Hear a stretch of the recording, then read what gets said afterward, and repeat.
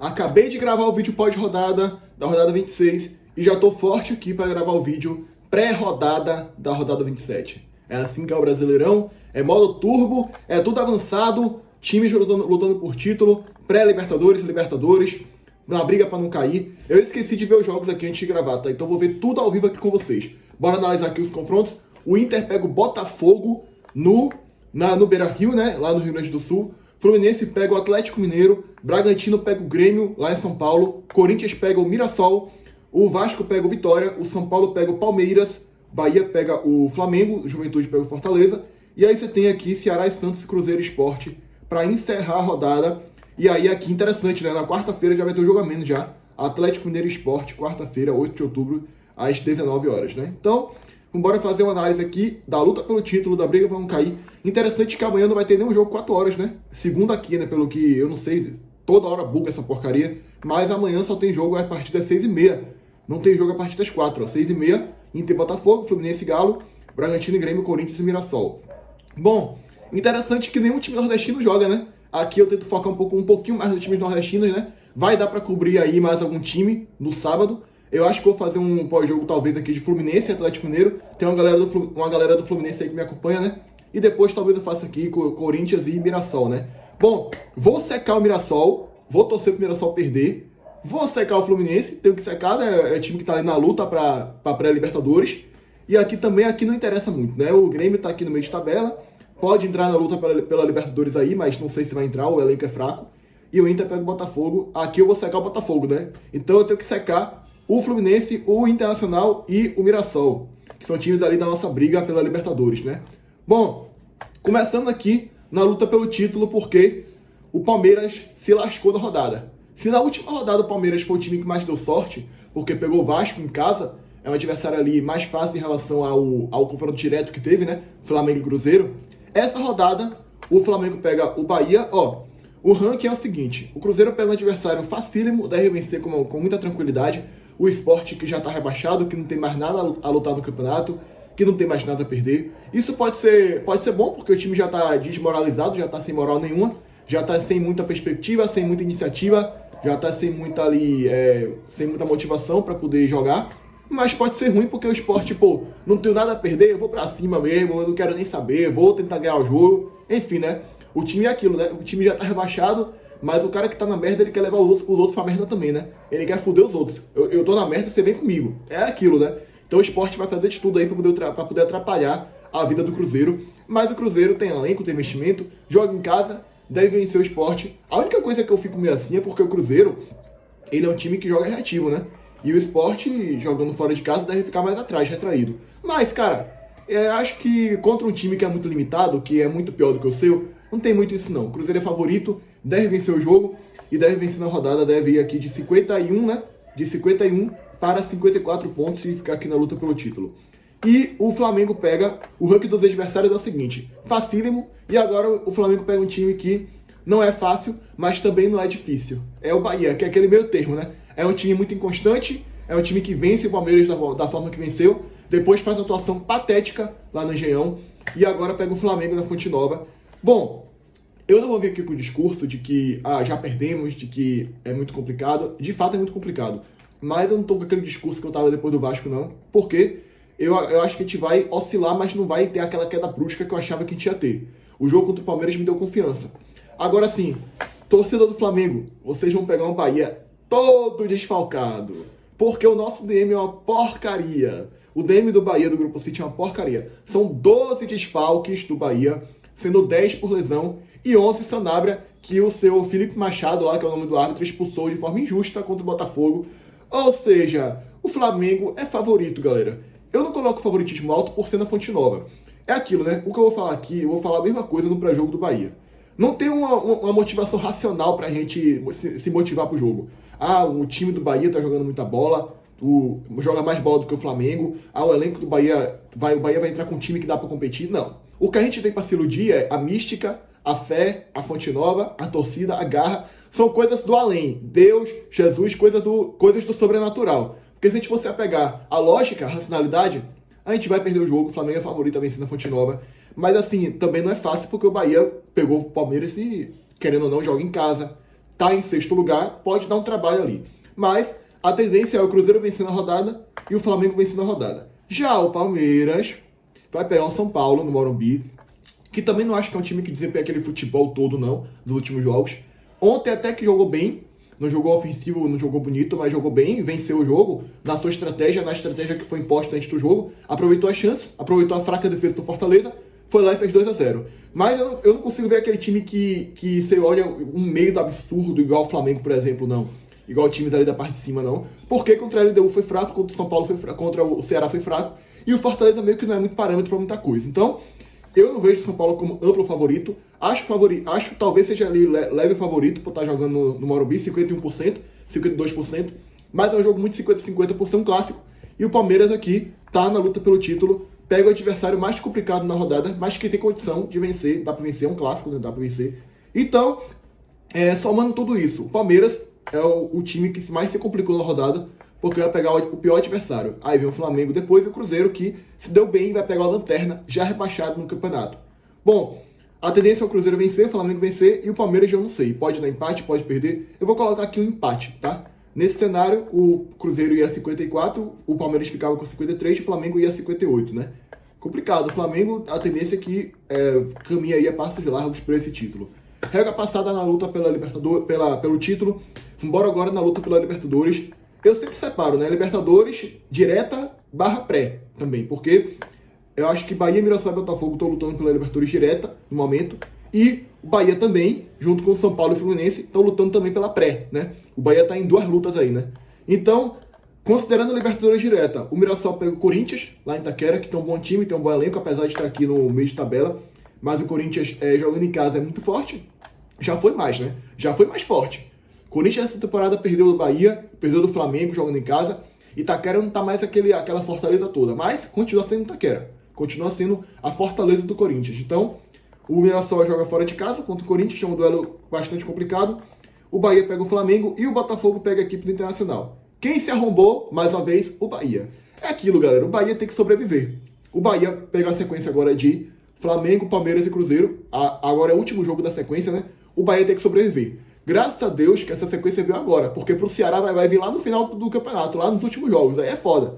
Então o Bahia tem que sair dessa sequência dentro do G6, vivo, porque depois vem a fase mais fácil. Sport, Fortaleza, Vitória, Juventude, Grêmio em casa, Bragantino em casa, então a gente tem que sair vivo.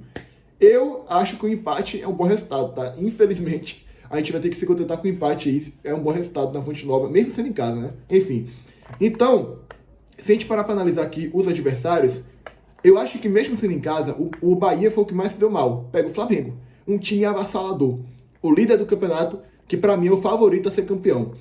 O Mirassol pega o Corinthians em Itaquera, é o segundo maior dificuldade aqui, e o Botafogo pega o Inter lá no Beira-Rio. Então, galera, é meio complicado você fazer um ranking aqui, né, de qual adversário é mais fácil, qual é mais difícil. Se considerar o fator casa, o Bahia leva vantagem, né, porque eu jogo em casa, mas pega o Flamengo. O Mirassol pega o Corinthians, eu acho que o Botafogo tem um adversário ainda mais fácil, tá? O Inter é o 15º colocado, mesmo sendo no Beira-Rio. Se tu considerar o adversário, o Botafogo tem um time mais fácil aí, mas não tão fácil assim, né? O Inter tem um time ali, tem um time que compete, mesmo estando aqui em 15º. O Mirassol pega o Corinthians, também é adversário complicado, mas não é mais complicado do que o Flamengo. Então, Botafogo é o time que mais se deu bem e está em 4º lugar da rodada, pode abrir a vantagem. O Mirassol pega o Corinthians, o Bahia pega o Flamengo. Aí, em segundo lugar, vem o Mirassol e terceiro vem o Bahia, que se arrombou. Pega o Flamengo dentro da Fonte Nova. Então, o cenário para mim é esse, tá? Agora, todos os adversários são complicados.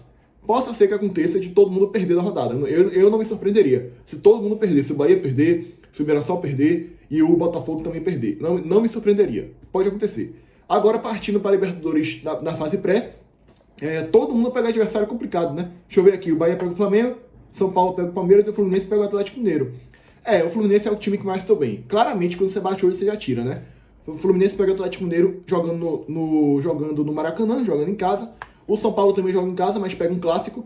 E o Bahia joga em casa, mas pega o Flamengo. Ou seja, tanto o Bahia quanto o São Paulo pega 2 postulantes ao título, né? O Flamengo e o Palmeiras. O Bahia pega um adversário mais complicado que é o Flamengo. E em segundo lugar vem o São Paulo. E o Fluminense pega o adversário mais fácil aí. Ou seja, o Fluminense pode se dar bem na rodada. Tem que aproveitar. Mais uma vez. Mais uma chance.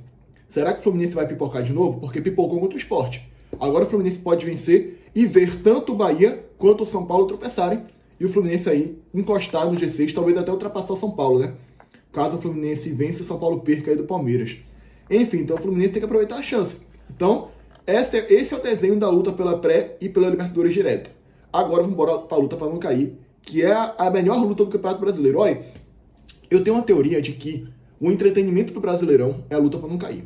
Tipo assim, se o Bahia estiver tranquilo na última rodada, o que eu duvido muito, mas assim, o Bahia tá em quinto lugar, abriu 6 vagas direta e o Bahia já tá tranquilo. Eu não vou assistir o jogo do Bahia na última rodada. Eu não vou, galera. Eu vou ficar vendo a luta pra não cair. Se tiver a luta pra não cair, né? Porque esse ano possa ser que a gente já esteja tudo definido. Mas se seu time, a não ser que seu time esteja lutando pelo título, a luta pra não cair é mais atrativa do que a luta pelo título. É impressionante, cara, porque a luta pra não cair é muito legal todo ano. Esse ano aí eu acho que a gente não vai ter muita emoção, não. Mas quem sabe, né?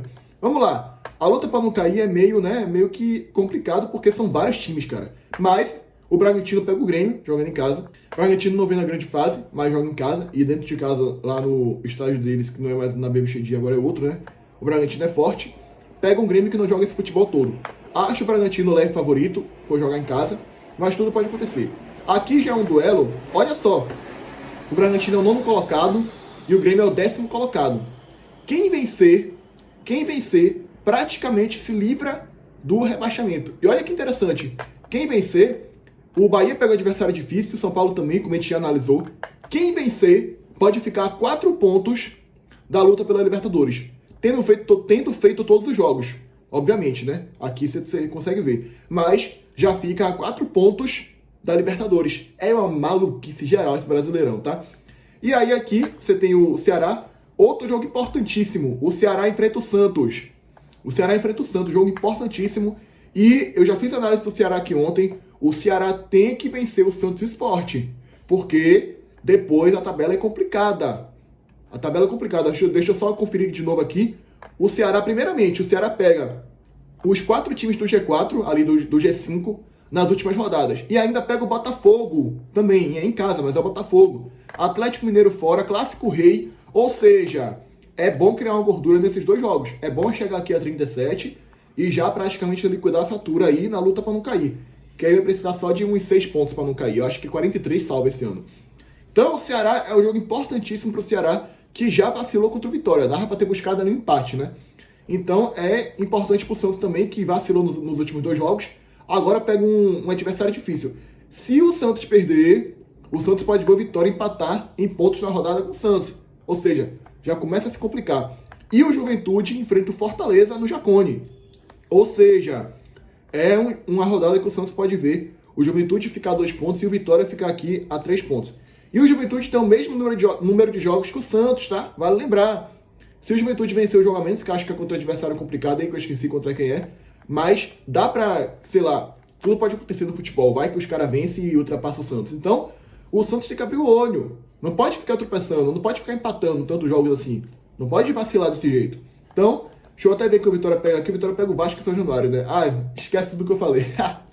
Esquece tudo que eu falei. Bom, futebol, né? Tudo pode acontecer. Jair Ventura é um técnico milagreiro. Vai que o Vitória acha um gol, faz 1-0 e segura o jogo e tá tudo ótimo. Porém, o Vasco lá não é fácil não, tá, meu amigo? Em São Januário, olha a chance que o Vasco tá tendo. O Vasco pega o Vitória em casa, em São Januário, pode ir a 33, pode ficar muito longe da zona aqui. Agora, se perder, já fica a 2 pontos, né? Eita porra! Olha, se o Vasco não conseguir vencer, é bom pelo menos empatar. Porque se perder, você fica a 2 pontos do Vitória com o mesmo número de jogos, tá? 26 jogos contra 26 do Vitória. Aí, com o jogo que vai cumprir, cada um fica com 27. É bom o Vasco vencer, tá? É bom vencer o Vitória. Porque aí já fica 8 pontos e aí é aquele típico jogo de 6 pontos, né? Por que é jogo de 6 pontos?